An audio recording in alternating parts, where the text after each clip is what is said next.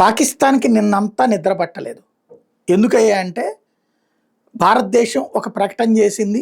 భారత సైనిక దళాలే మాక్ డ్రిల్స్ ఏర్పాటు చేయబోతున్నాయి ఇవాళ. ఎక్కడెక్కడ? రాజస్థాను, గుజరాత్, పంజాబు, జమ్మూ కాశ్మీర్. క్రిందటిసారి కూడా ఇలాగే దేశంలోని సరిహద్దు రాష్ట్రాలే కాదు, దేశవ్యాప్తంగా అన్ని రాష్ట్రాల్లో మాక్ డ్రిల్ అని చెప్పారు. ఆ చెప్పిన దానికి ఆ రోజు తర్వాత అటాక్ చేస్తుంది భారత్ అనుకుంటే అకస్మాత్తుగా ఒక్కసారి విరుచుకుపడ్డటువంటి సందర్భం కనబడింది.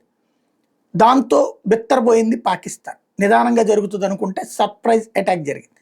ఇప్పుడు అట్లాగే మళ్ళీ మాక్ డ్రిల్ అని ప్రకటించేటప్పటికి ఇంకేదో జరిగిపోతుందని భయపడి తెచ్చింది.